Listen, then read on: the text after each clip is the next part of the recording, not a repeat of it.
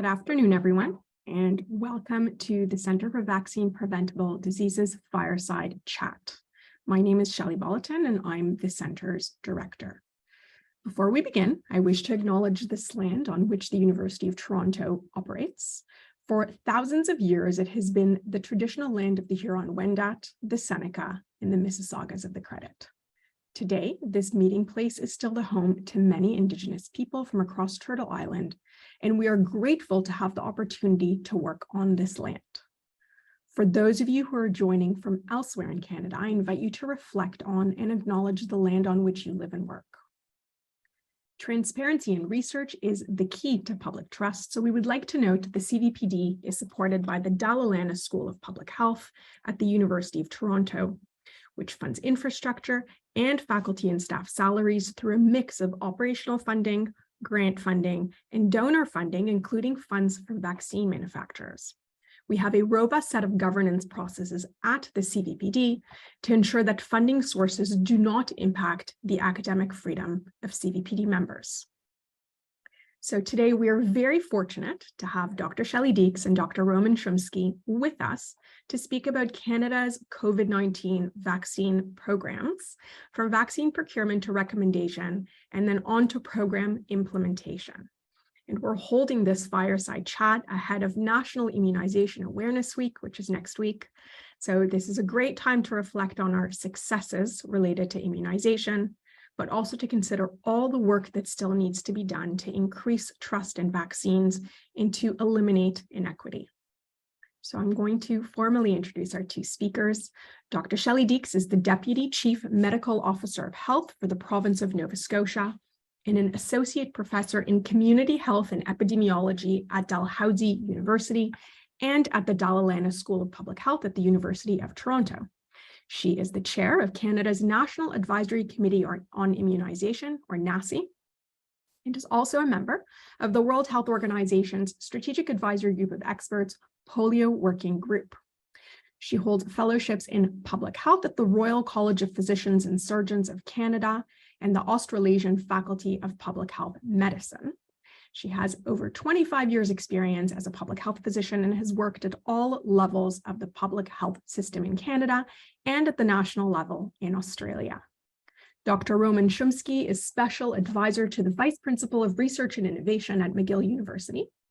He joined McGill from the National Research Council of Canada, where he served as the Vice President of Life Sciences for 16 years.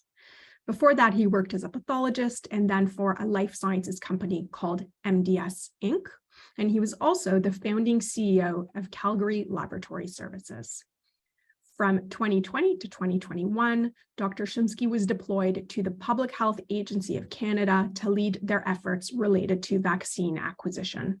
So he's played an important role in the Government of Canada's fight against COVID-19 and in support of the biomanufacturing and life sciences private sector. He holds a Bachelor of Science degree from McGill and an MD degree from Queen's University. So just before we kick off, I wanted to talk about a few housekeeping items. We are going to have a discussion with our speakers, and then towards the end of the hour, our audience will have an opportunity to ask questions during our discussion period. So at that point, we're going to open up the chat pod so that you can add your questions or comments there, and we will do the best that we can to get to as many questions as we have time for. Otherwise, you are also welcome to direct any questions to our mailbox at cvpd.dlsph@utoronto.ca. And lastly, we recognize the value of reasoned discourse, but this commitment comes with a responsibility to ensure respect for others.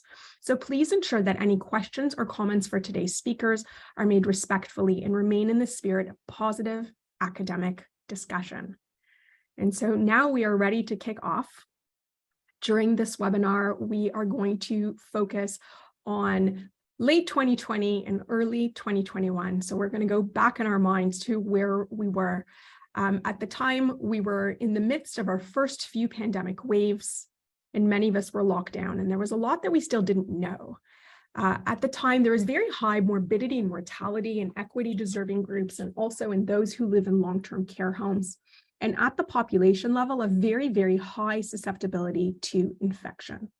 But in the midst of all that, towards the end of 2020, there was hope on the horizons with vaccines coming down the pipeline, including those that used newer technologies. And that was all exciting, but along with those hopes, there was a very mighty task ahead of various groups of experts who were responsible for planning for vaccine procurement, recommendations, and program implementation. The scope of those responsibilities at the time and the stakes for getting it right were probably unprecedented, and these experts had to make decisions in real time and were faced with important questions like how to coordinate a national response when healthcare is province and territory based. How do you make sure that vaccine distribution is driven by equity? And how do you evaluate all of these new vaccine products in real time to make sure that our policy decisions are driven by the most robust science to make sure that safety and efficacy are always underpinning policy? So Shelley, we're going to start with you. In early 2021, you have moved from Ontario to Nova Scotia to take on the role of Deputy Chief Medical Officer of Health. And at the time, you're also Vice Chair at NACI.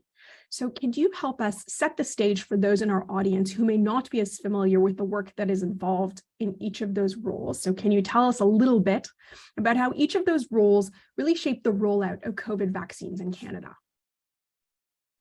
Okay, thanks, Shelley. First off, I'd like to say thanks for having me. It's been great to see some of the names pop in, many of whom I recognize, so that's wonderful. In terms of the various roles, you did mention the distinction between the federal role and the provincial role. So of course, the federal role, the regulator in Canada is Health Canada. So it's a department of government. And NACI, the National Advisory Committee on Immunization, we are an external advisory group of experts, and we provide our advice to the Vice President of the Public Health Agency of Canada, so a FAC. NACI is a group that's been around for almost 60 years, since 1964, and makes vaccine recommendations for vaccine use in Canada, targeted to both the provinces and territories and providers.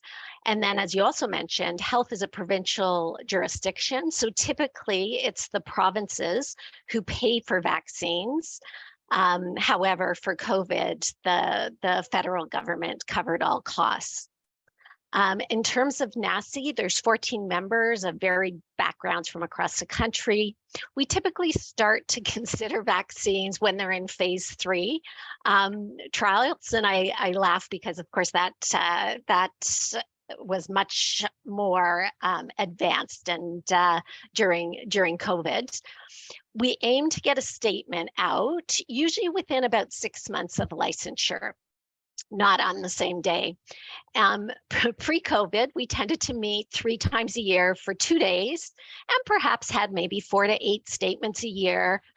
To give you an example of what happened during COVID, in 2021 and 22 alone, we had 79 meetings and produced 61 statements. Most of those, but not all, were COVID-related statements. The NACI mandate expanded prior to the pandemic to include ethics, economics, equity, feasibility, and acceptability, and our membership expanded accordingly. And that has been key, I think, to the COVID vaccine rollout and key to our decision maker. As part of that expanded mandate, we have developed frameworks that enable systematic consideration of the components, so ethics, equity, feasibility, and acceptability. Now, putting on a Nova Scotia hat, in a province, we decide what vaccines programs are publicly funded. We determine the schedule. We determine how it's delivered. For COVID vaccine, as we've as we've noted, the feds funded the program. So of course we didn't have to determine who publicly funded it, but we did determine the eligibility and how we were going to implement and deliver. And of course the provinces are responsible for surveillance, so disease surveillance, but in the vaccine world, vaccine coverage and safety.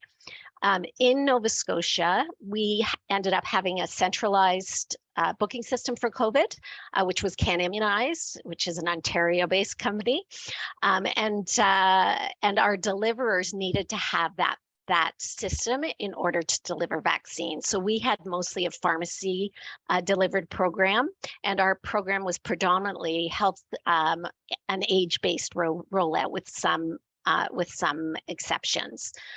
We worked with various communities, most notably the Indigenous community and our African Nova Scotia communities, to determine age-based eligibility within those populations.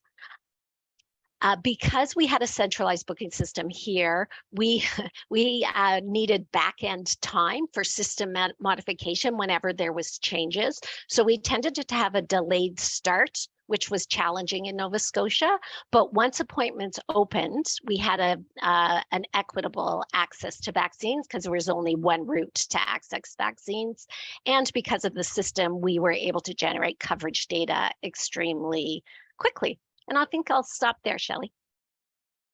Okay, thank you. And thank you for providing the context of the workload and time commitment for NACI before versus now. So with that in mind, I imagine it was very, very difficult to make decisions so quickly with so little evidence available. And so how did you go about this with your NACI hat on or your provincial hat on? And how did you deal with the pressure of getting it right, considering the stakes? So as I just noted, at NACI, we tend to aim to have recommendations out after the vaccine has been licensed. For COVID, a number of times we actually released vaccine recommendations on the same day of authorization. That was unheard of for NACI. Prior to our first recommendations, like vaccine-specific recommendations, we actually released guidelines on key populations. So that happened in early November in 2020. And that has been fundamental to our approach because we identified key populations at that time. Those populations have varied as the pandemic has progressed, but we also at that time presented information about how we were going to look at equity, ethics, and feasibility. And we have continued to rely on the equity lens as well as the ethics lens as we've made our recommendations. Luckily, we had an amazing team at the Public Health Agency, which was enhanced during the pandemic, that had incredible vaccine experts, immunologists, and safety expertise. And also really helpfully, we have a long history of making off-label recommendations, which we did a lot of during COVID, and which was unique considering our neighbors from the South, who often didn't make off-label recommendations. NACI's members are experts. We have a balance of expertise, including infectious disease, public health nursing, epidemiology, economics. We also added geriatrician during the pandemic and an immunologist, so that's been really helpful. And we have an anthropologist. So while it was incredibly challenging to make decisions based on very limited data, we were fortunate to have experts on board who had very informed decisions. We relied, as we always had, on epi modeling. We linked extremely well with Health Canada. When it came to the data, we had an unprecedented sharing of data with the regulator.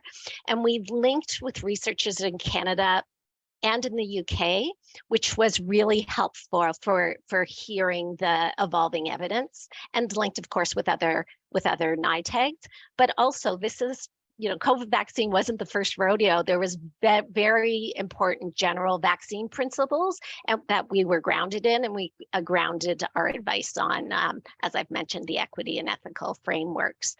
And that enabled us to make recommendations that were actually quite controversial early on, one of which was the extended interval, which varied. In January, we recommended a 6-week interval. Then we went up to 4 months in March, given the epidemiology and the supply considerations.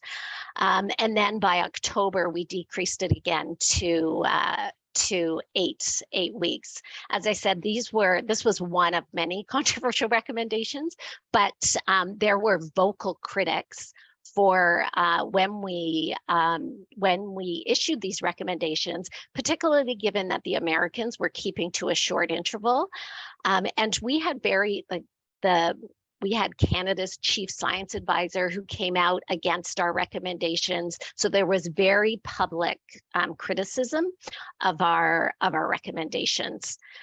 And I guess a couple of other reflections is NACI went from a relatively obscure committee known by healthcare workers and in the vaccine circles to being widely known. And it quickly became clear that the public health agency needed to focus not just on the scientific outputs, but on knowledge translation. The final thing I'll say is that we committed to revisiting recommendations as evidence evolved.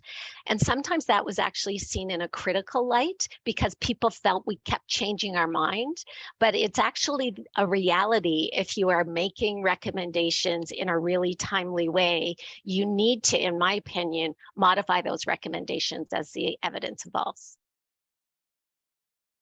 Thank you. Thank you for that insight. I think the last thing you said about updating recommendations is probably something that a lot of people on the call who did pandemic response identify with. So thank you for that. Moving on to Roman. Roman, you were working on vaccine procurement at the federal level through the Public Health Agency of Canada. Can you describe your role in the process and tell us how the opportunity came about? Yeah. Thank you, Shelley, and thank you for the opportunity to have a fireside chat along with Shelley Deeks and the expert audience. So early in 2020, I was Vice President for Life Sciences at the National Research Council, doing a number of activities with respect to pandemic response. And I got a call at the beginning of June from the Public Health Agency of Canada asking me if I could join them and take the lead on selecting and procuring COVID-19 vaccines for the country.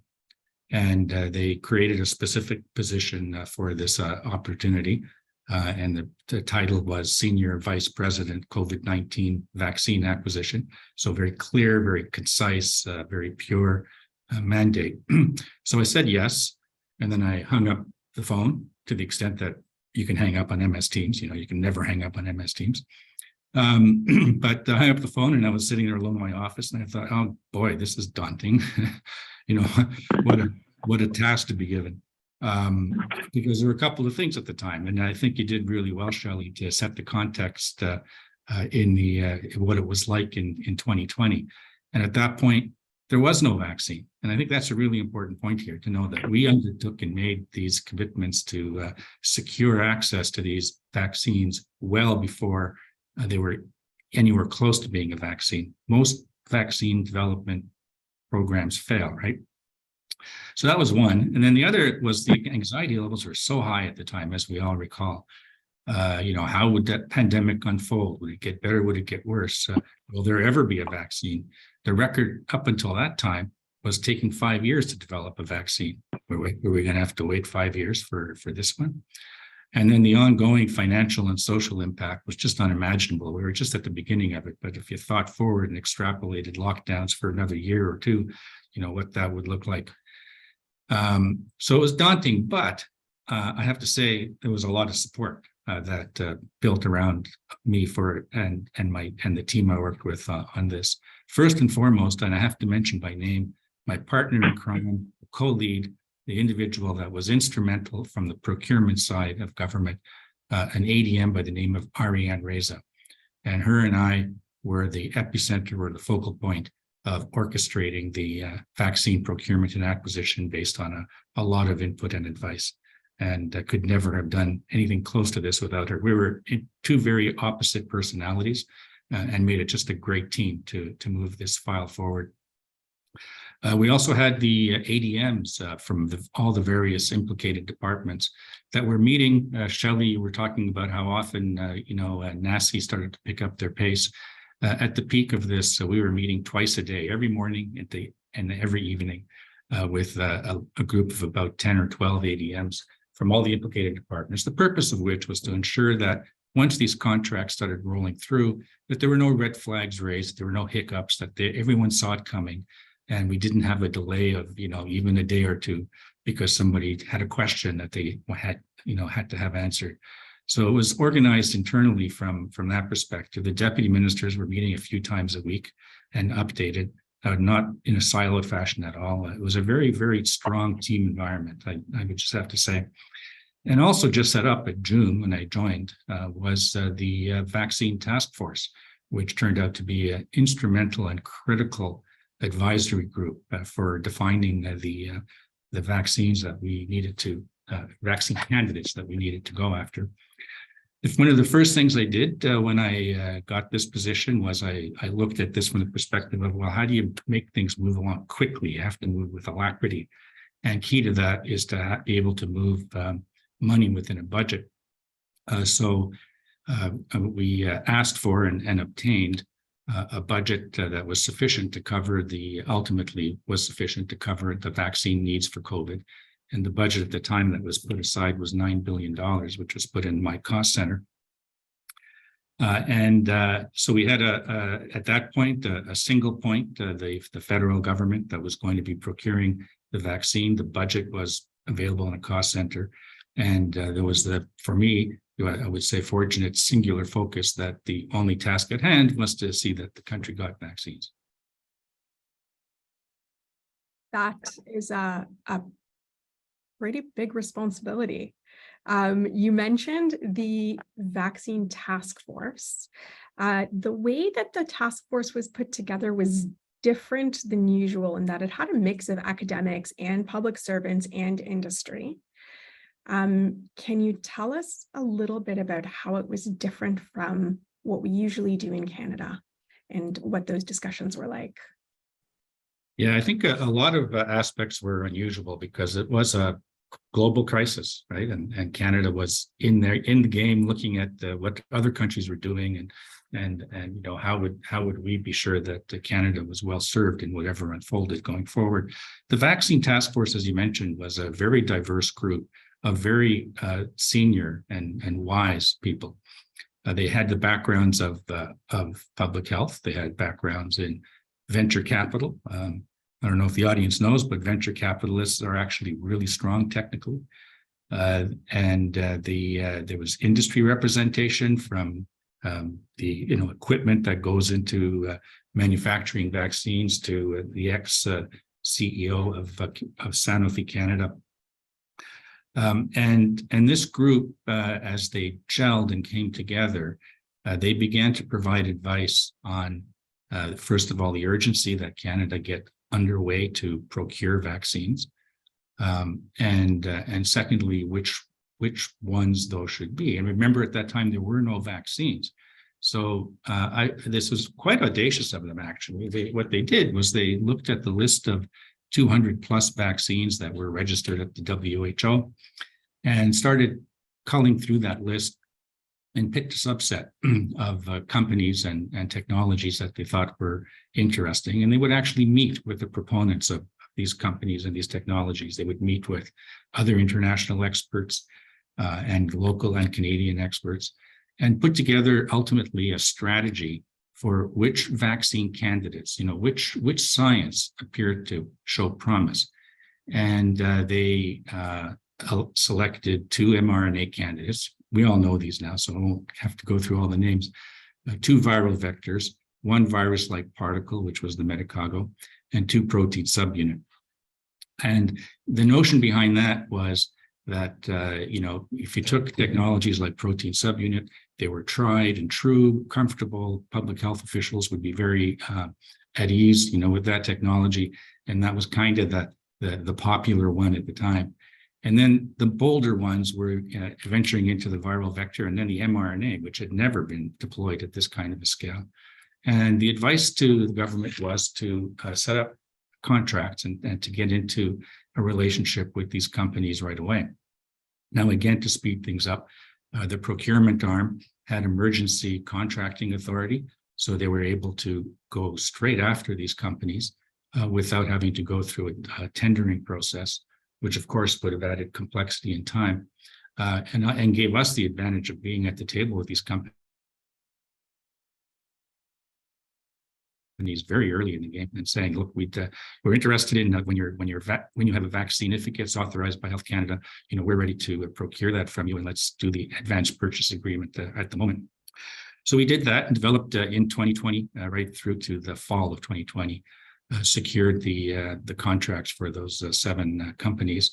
And it turns out, in terms of the vaccine task force, I would describe them as providing that mix of senior leadership, providing wisdom and judgment. And what their judgment led to was 6 of the 7 vaccines that they recommended were authorized and approved by Health Canada.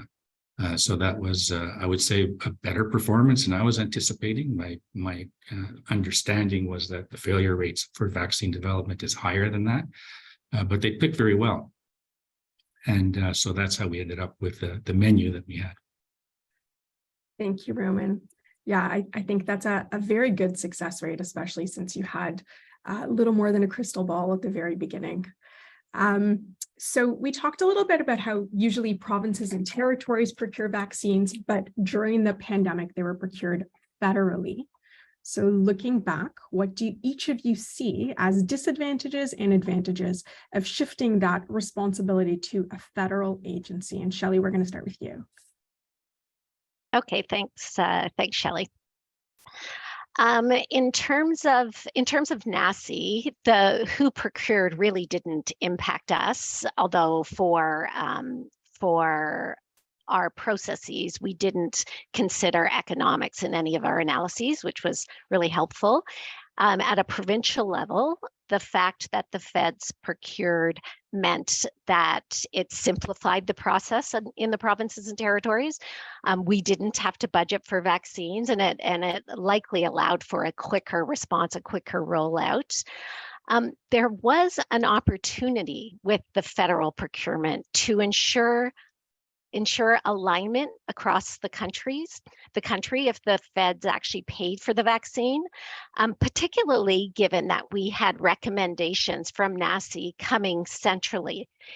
Unfortunately, in my opinion, this didn't happen. Over the years, many groups have spoken about the need for a national immunization strategy, and one national immunization schedule in Canada, as opposed to 13 or more that we have right now. And one of the barriers was always that the vaccine programs were funded by the jurisdictions. And so there was no ability or no need to align. With COVID, we had federal funding for one of the first times, yet we still had 13 programs. In other countries, in many other countries, they had a single program. And I think that given the federal funding, there was an opportunity for us to have a single program, but that didn't happen. A couple of other disadvantages that I would think of, that I came up with was with the process that Roman just described. We had a lot of vaccines. And so although that was wonderful, it created excess work for NACI because we created statements for each individual vaccine. And each statement, of course, was a lot of work. So there was even thinking of something like Medicago, we had a Medicago statement, yet that vaccine was never distributed in Canada. The other thing I wonder about, given that provinces use vaccine without consideration of costs, I think it'll be important to reflect on how this impacted the program, particularly in terms of eligibility and wastage. And of course, in Canada, as well as in other countries, there has been a bit of politicization of vaccine programs, but I suspect that would have happened regardless of who purchased the product, whether it was the feds or the provinces or territories. Thank you for that. I think you've given us material for our next few firesides with that answer. Roman, do you have anything to add? Yeah, I would. One of the comments that you'll often hear about the advantages of procuring federally is that you have the purchasing power. Well, to be honest, the purchasing power of Canada, put in the global context, is not that high. It's 37 million people and 8 billion people on the planet. So you just put that in perspective.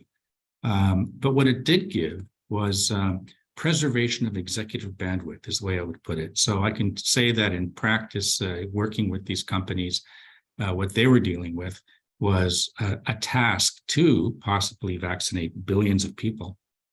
And who do they have the time with? That's the rate limiting step at the early point of something like a pandemic, is that the companies have to sort of select who they're going to work with. And it was certainly an advantage for them to have a single country, Canada, to deal with instead of 13 individual provinces and territories.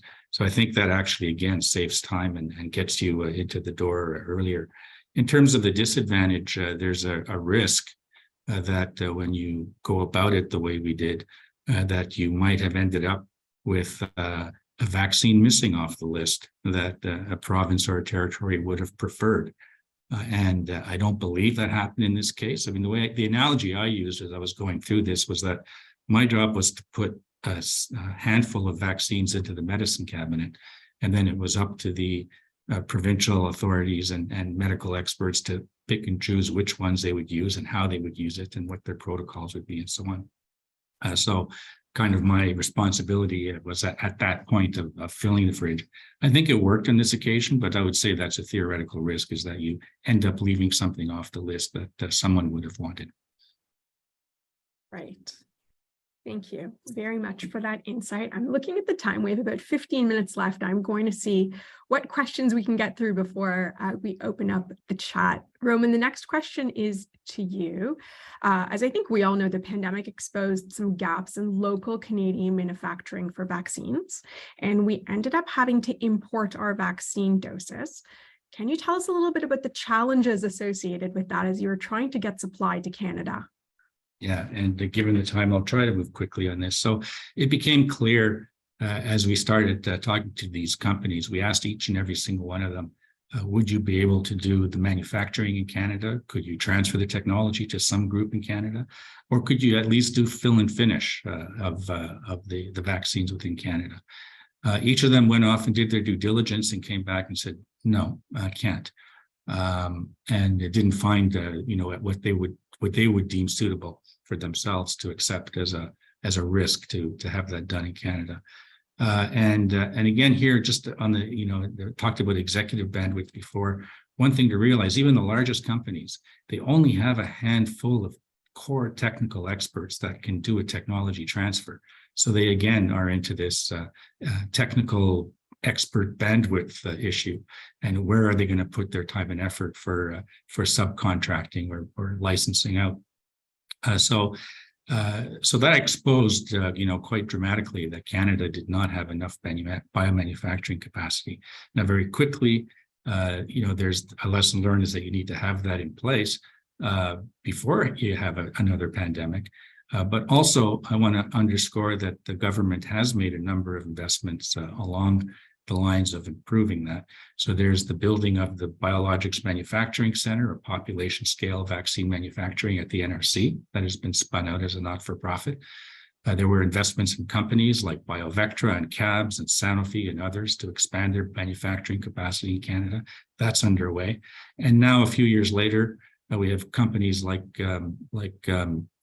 Moderna announcing that they're going to be building a manufacturing plant in Laval. So, I think we're going to be in a better position the next time around. And also, I should mention, this is an academic audience as well, some significant funding being made available to link academic centers and academic expertise to the biomanufacturing and vaccine manufacturing entities within Canada. And that's underway right now. Wonderful, thank you. So I wanted to talk a little bit about equity considerations and about how you deliver on a mandate to be able to administer a vaccine for every Canadian. Could you each tell us about what decisions were made to ensure that Canadians had equitable access to a vaccine? And can you give us examples about how specific populations were prioritized? And Shelley, I'm going to start with you because you already alluded to this in a previous answer.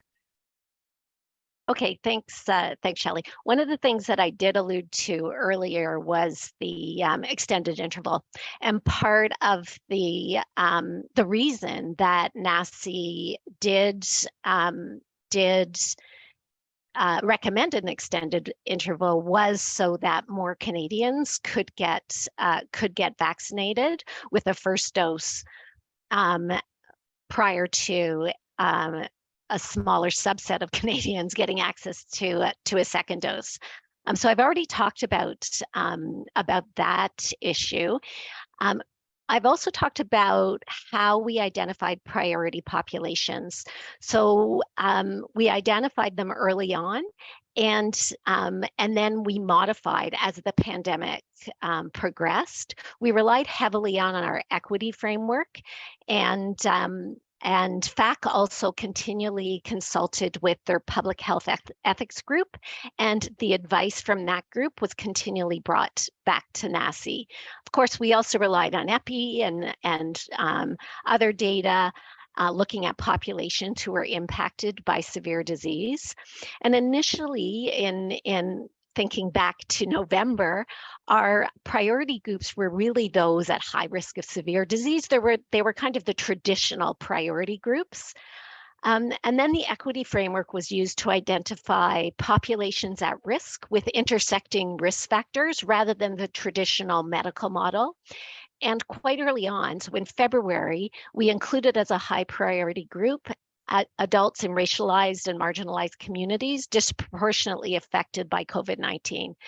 And although now in 2023, that is a well-accepted priority group, back in 2020, early in 2021, it was not. And I think that it was really important for NACI to look at, to make that recommendation, so we weren't just looking at traditional disease-based risks. And we've used that throughout the pandemic, and most recently in March when we released our spring booster recommendations. I think I'll stop there just in virtue of the time. Okay, thank you for that very informative answer. Roman, anything to add? Yeah, I would add in terms of what I think the details of and the important details around how equity groups were addressed at the local and regional level are key, because that's on the ground where it happens. What we're able to do from the federal side to support that, at least from my perspective from procurement, was there was a vision with the procurement process, which was that there would be vaccines available for all Canadians. And there was nothing backed out of that. It was a complete full population availability of vaccine is what the vision was for. And I found that quite motivating personally, because I knew no one would be left out if they didn't want to be left out. And the vaccine contracts also included that subsequently, when pediatric vaccine became available, that would be part of the contract. And then beyond that, if boosters are required, that would be part of the contract. And beyond that, if a variant vaccine came along that turned out to be the preferred one, then that would be what the contract was about. So they were very flexible and always had the vaccine available. And we'll note that it was end of July of 2021, the Prime Minister made an announcement that there were 66 million doses delivered to Canada on that or by that date, which was enough for a full vaccination suite for every Canadian eligible at that time. That would have been 12 and up, I think, at that point. So that was done to support the equity. Amazing. I'm sure you were very personally pleased and satisfied to see that announcement, because it was a job well done for you. Okay, we have 5 minutes remaining before we can open it up. So I'm going to end with one last question for both of you. The pandemic forced us to do a lot of things differently. As we look back on the decisions that we made during the pandemic, what lessons did each of you learn about things that worked and things that didn't work that changed your approach to your work either now or in the future? And Roman, I'm going to start with you. Yeah, thank you. I think, what comes to my mind actually are a couple of things that did work. And if I had to summarize a thumbnail sketch of what are the key things, I would say that in a pandemic situation, you need to be set up for speed. And I gave a number of examples of things that we did to do that. The vaccine task force worked well. Can that be recreated in the future? I think so, and I hope so. But it from my perspective, it was a very, very valuable input. And then the final one is the biomanufacturing sovereignty. That's really important. As one person said to me once, that if you have a vaccine and you don't have biomanufacturing capacity, you don't have a vaccine, and that's very much a risk. And I think we went into the pandemic with that not being in place. The lesson learned is definitely we'll have it in place the next time it comes around. Yeah, I think that's a valuable lesson, and certainly on the biomanufacturing front, something that we're addressing as a country, which is great. Shelley, over to you. Okay, great. In terms of lessons, I think with my NACI hat, well, and also provincial hat, one of the big lessons for me throughout this pandemic is to do what's right, not what's easy. None of this has been easy, and I think that from a NACI perspective, I'm very proud of the work that all of the NACI members have done during the pandemic, and as well as the fact support of the NACI members in terms of maintaining integrity, continue to be at arm's length, continue to give off-label recommendations, even when those recommendations weren't very popular. But other things that I think we have learned and done better in this pandemic compared to H1N1 or even SARS, the original, was a better sharing of research data. I think there's more trust now with researchers and the various advisory committees, and that was key to this pandemic. We also saw the importance of briefing directly to the decision makers. So NACI, anytime there was a recommendation, NACI would brief the CMOHs, and I think that was actually key, as well as briefings with the regulator and the communication flow between Health Canada, the regulator, and NACI. That was really key in this pandemic, and I think it has opened communication and really allowed us to do things in a much quicker way. In terms of some of the challenges, I think there has been, as I've mentioned before, the lack of uniform COVID schedule across the country of the differing eligibility. I think that really has impacted vaccine acceptability, and I think we really need to think about that the next time around. In terms of NACI, there was a lot of pressure for outputs on a volunteer committee, and I think we need to think about that and think of that, how that model may differ if there is another or when there is another pandemic. And of course, NACI chose to focus on COVID, whereas other advisory committees, the ACIP, continued a lot of work on other vaccine programs, whereas we paused a number, and that's going to have ramifications. And the other key learning for me is about the importance of information systems. I mean, we've been saying for years the importance of having a Canadian immunization registry, and I think the pandemic has highlighted how crucial that is. And then, of course, there was communication challenges. We had a proliferation of vaccine experts, and the challenges with communicating complex science to the public. And I think we need to recognize how important media science is, and we need to surround ourselves with experts in communication science that will help us communicate these complex decisions or recommendations to the public. Thank you to both of you for those excellent points, and really for the fascinating discussion, and for taking the time to speak today, and of course for all of your efforts when it was peak pandemic time. So we're now going to open it up to our attendees to ask any questions. We are going to open the chat. Given the time we had, we can't guarantee that we will answer all the questions, but we will certainly do our best. Okay. So firstly, just a comment, not a question, to both of you. Thank you from Colin Furness for your invaluable pandemic response work for Canadians, and certainly do echo that sentiment. And I think we were all thinking about it at the moment, but reflecting back on it and thinking about all the work that was done, having this conversation underscores it even more. I see a lot of people like this comment. Okay, any other questions? Maybe, oh, here we go. So Dr. Shumsky, given the unique makeup of the task force, what were the discussions around the table like, and was it easy or difficult to achieve consensus?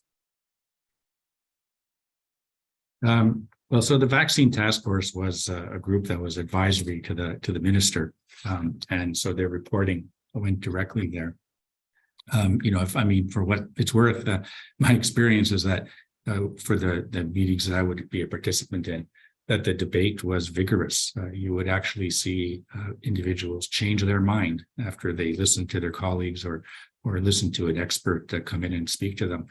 And at the end of the day, they were providing their judgment. And it was actually, for me, it was a turning point when they went from when they actually realized that they were going to be advising on what's the best science, as opposed to what vaccine do you buy? Because there were no vaccines yet. Remember, you have to keep remembering that there are no vaccines until it's approved.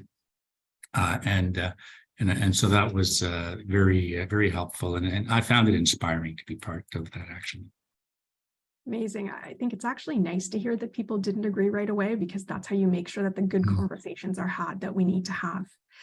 Next question. Do you have any reflections on ways to increase the diversity of the guidance groups, such as NACI, to help anticipate challenges or build trust with hesitant communities? So Shelley, if you could reflect on that, that would be great. Yeah, thanks for that question, Kelly. I think that it is very important to increase diversity on all of our various groups within Canada. For NACI in particular, we do have a number of liaison members. So there's the expert group, or the members, and then there's a number of liaison members. And what we try to do in terms of the liaison members is they play a pivotal role in the meetings. They're at all the meetings and have and partake in all the conversations and bring feedback from their various communities to the group. Of course, NACI is national, so it's also really important in provinces and in regions within provinces to build linkages with communities to ensure vaccine acceptance and to ensure that we're responding to the specific questions. And so I know in all of our provinces that did happen, probably could have happened better. And I think we do need to learn about that going forward, and ensure that our our advisory groups are representative of Canada, not just a subset of people in Canada. Thank you for that. And I think it's important that that conversation happens all the time, not just during a pandemic. Next question. Thank you both for an excellent discussion. We talked a lot today about the Canadian perspective, but this is, of course, a global pandemic. Can either of you or both of you talk about vaccine nationalism and how it affected the course of the pandemic? So, Roman, I'm going to start with you because on the procurement end of things, you probably have some insights for us. Now that of course is a really great question. And I was just thinking as we were finishing our comments, it was the elephant in the room that we didn't raise. Well, first of all, from the procurement side, on the contract side, every one of our contracts had in it a clause that allowed for the donation of vaccines that were not going to be used by Canada that we had committed to.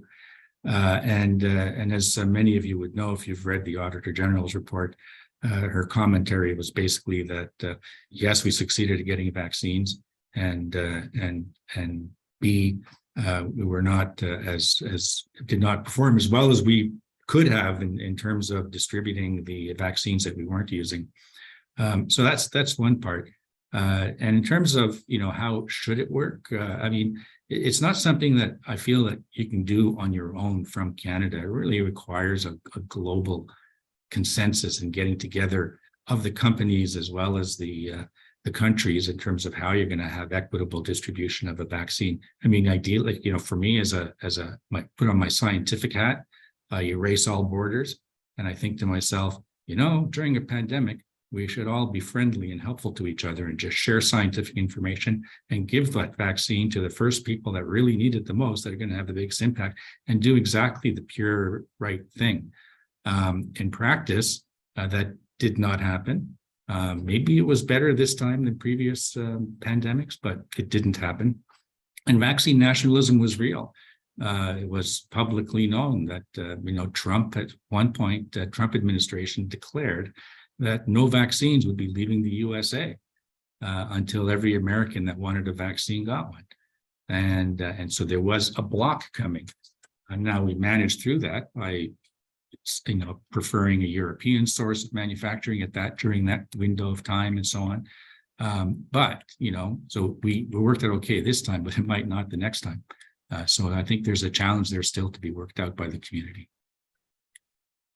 Thank you for that. Shelley, do you have anything to add? Well, I would agree with Roman that there was definitely vaccine nationalism here in Canada, and unfortunately, it has been an issue in every pandemic and in non-pandemic times. I think there is no incentive within a country to prioritize global equity, especially in a federated country. From a political perspective, when there's actually huge demand on vaccine, there's a disincentive, I would say, to prioritize global equity. And we have seen in this pandemic a total lack of global equity around vaccines, and I hope that we as a country get called to task about that. I think the Europeans do it better than Canada, but it's something that we need to figure out how to address in the next pandemic. Yeah. Definitely. Thank you for that. We have time for one last question. Hindsight is, of course, a wonderful thing, but if there's one thing you could do differently, and I'm going to editorialize, I'm going to say you as a person or you as an us, with respect to the pandemic response, what would it be? Roman, put you on the spot if you could go first. Oh dear. I think the thing to do differently the next time is to anticipate that a pandemic can come at you really, really quickly, and to have systems in place to deal with that. So I'm in my mind, I imagine, imagine if you have these surveillance groups that work together globally, looking for an emerging weird infection showing up somewhere in the world, and to have that instantly have its genetic code sorted out and instantly start developing a prototype vaccine just in case it turns out to be global, and something like that would require international collaboration. This is not happening currently, but I mean, if something like that could happen, that would be a way for the world to respond more quickly to the next emerging pandemic. Thank you. Shelley? I guess a few things. It's hard to think about how one would respond differently without thinking, I think I'd retire. But I think none of us realized that there's two things that come to mind. One is probably plan for a long game a little bit better. I don't think any of us realized 3 years in that we would still be talking this intensely about COVID and about COVID vaccines. I think, from even from a vaccine perspective, I kind of envisioned we would have recommendations and then we'd be done. Not that we'd have 60 different versions of recommendations. But having said that, the one thing that I think I would hope I would do differently is actually, rather than only thinking of COVID and the direct impacts of COVID, have a more a wider viewpoint and not only think about COVID vaccines, but how does COVID vaccines impact other vaccines? Not only think about our public health measures and how what their impact are for COVID, but think of other unintentional consequences, and not only focusing on quantity of life, for instance, as we think of COVID in the elderly, but about quality of life. So I think it's raising our profile so it's not just so pandemic specific, but thinking of all aspects of life and implications of the pandemic. Those are some excellent last points from the both of you. I'd like to thank you again for taking the time to speak with us today. And also to all our attendees, thank you so much for joining our fireside chat. We're always looking to improve our seminars and our events. So we are going to be sending out an evaluation survey through the chat pod. It will only take a few minutes to fill out, and we would really appreciate it because it would provide us with important feedback. Our celebrations ahead of National Immunization Awareness Week are not over, so don't forget to mark your calendar for our next webinar, which is in 2 days' time on the 20th. With UNICEF's Associate Director and Chief of Immunization, Dr. Ephraim Lamango, and Dr. Shannon McDonald, who is faculty at the University of Alberta. So we'll be getting a first look of UNICEF's latest findings. Their report actually drops the same day that we are having our webinar, and we'll also hear from Shannon about the current status of routine immunization coverage in Canada. So registration for that is open, and we have placed the Eventbrite link into the chat. And to stay up to date with the latest happenings in the immunization world, please make sure to sign up for a monthly digest. Thank you so much to all of you for joining us today, and we hope to see you at another event in the future.